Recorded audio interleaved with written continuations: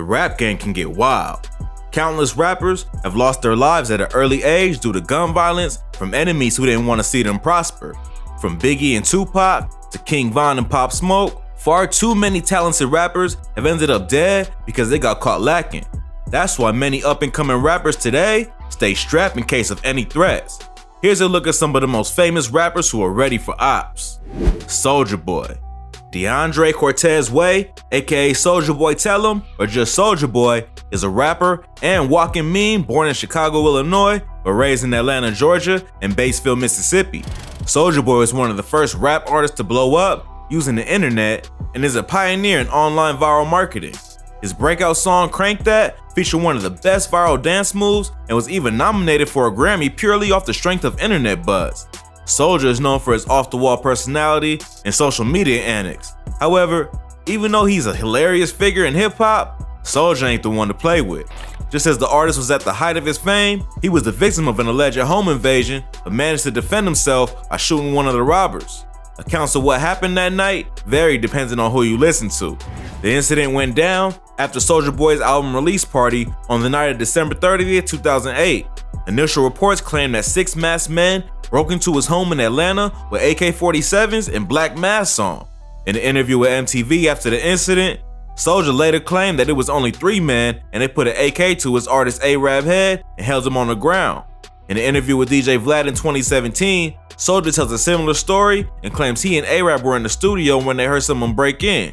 A-Rab passed him a pistol and Soulja stalked the robbers and let off a few shots. He says he hit one of them and suggests that he may have killed the robber, but claims he can't speak on the subject in too much depth for legal reasons. Another rapper named Durk has come forward and claimed that he was the one who was shot in the incident, but he tells a slightly different story.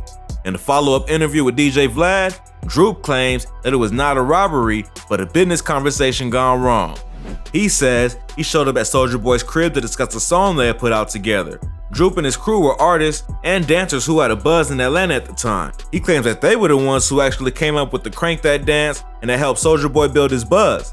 They were also signed to his record label SODMG and were supposed to have a song on the compilation album the label released. According to Durk, they had sent him a track and Soulja took one of the original artists off the song and added his own verse. Durk wasn't happy about the alteration and went to Soulja's house to confront him. He claims he wasn't wearing a mask, nor was he armed, and in fact, was invited into the home by Soulja Boy himself. He says that the situation got tense, and he ended up slapping Soulja Boy for being disrespectful. Soulja then pulled out a gun, and Durk slapped him again. That's when Soulja Boy started letting off shots.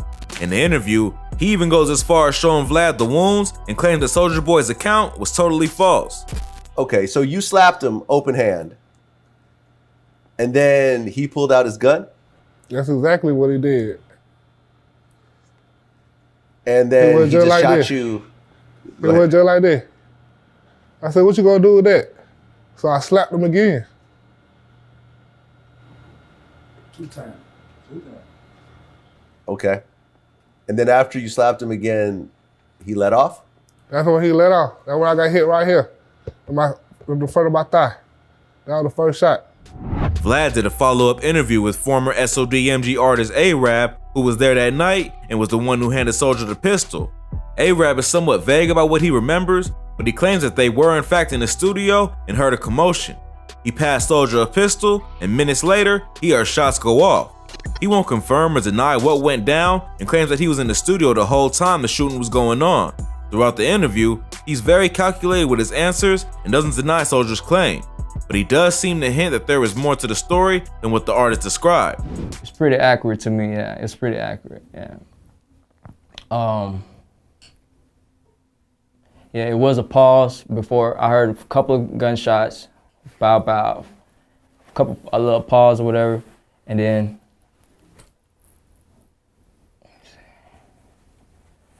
trying to remember all the details I can right now. I don't know, man. It's pretty much, Soulja done said what he did. You know, somebody else done said their side of the story. Yeah, my name was in it. You know, I say my perspective, but I'm not here pointing no fingers. I did not see with my eyes, none of that. I only heard. So I was on the phone calling up the people. What really went down that night is anyone's guess. No arrests were ever made, and police reports were never made public. However, it wouldn't be all that surprising if the king of internet hype lied a little bit because he knew it would give him some clout. The next rapper was set up by his ops with a stripper. When they tried to kill him and hit a lick, it only resulted in someone being buried behind a middle school. Yep, let's get right into it. Gucci Mane. Roderick Delantic Davis is a hip-hop legend born in Bessemer, Alabama, but raised primarily in Atlanta, Georgia.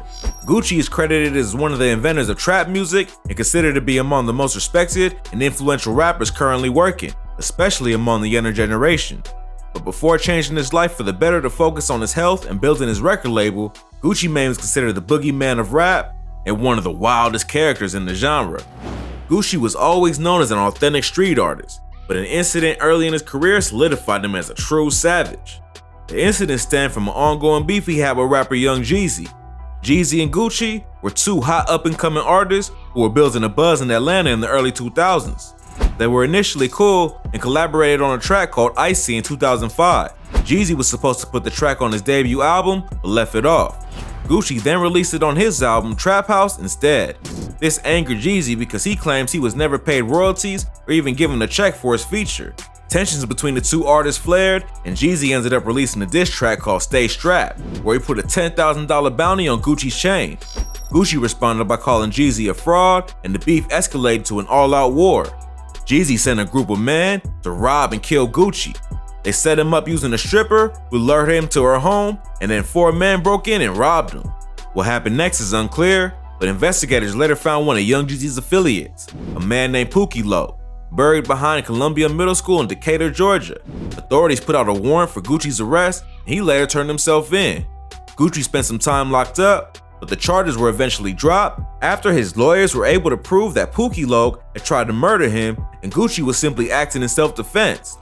One of them had a weapon, one of them had brass knuckles, and hit him with brass knuckles.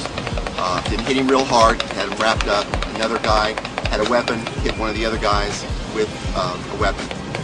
It became a situation where he defended himself. Somebody yelled, one of the other 5 guys yelled, shoot him, something to that effect. He grabbed a gun that was nearby and he opened fire to defend himself. There was just him and a girl in there, and the 5 guys came in there to hurt him. So basically, he defended himself. After that, tensions between Gucci and Jeezy were at an all-time high. They went back and forth with diss songs for the next decade and had one of the most high-profile beefs in rap history. The beef lasted for the better part of 15 years, yet all it took was a pandemic to force these two high-profile artists to confront each other.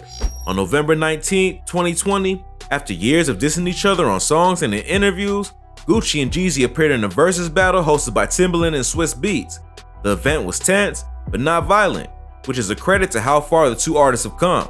Gucci performed several diss tracks, while Jeezy kept it more chill. However, Gucci never sent 4 armed men to kill Jeezy, so the anger is understandable. At one point during the event, Gucci goes so far as to say that, "We smoking on Pookie Loc tonight," a reference to disrespecting the dead friends of one's rivals by smoking their ashes. Smoking on Pookie Loc tonight. I'll tell you what. But despite the tension, the two officially squashed their beef and performed the track So Icy at the end, showing that despite their past, both had too much to lose to resort to petty violence. But Gucci isn't the only Atlanta artist ready for the smoke. This next group of rappers got into an intense shootout with enemy ops on a highway in Miami. The story is crazy, so stick around. Migos. You know, people are, allegedly shooting at you guys on a Miami highway, and people are shooting back, and there's like real life situations happening here that most artists never have to deal with. What we got going on, we trendsetter, we changed the game. We young, we ain't been in the game as long as the other folks. They ain't did that. It's the life we live. But then I hear there's, you go out to Chicago.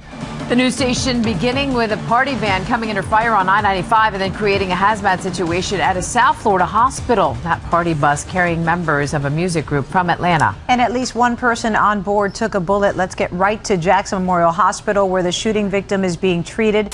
The Migos are a hip-hop group from Lawrenceville, Georgia, made up of uncles/cousins, Kursnick Takeoff Ball, Quavious Quavo Marshall, and Kiari Offset Cephas.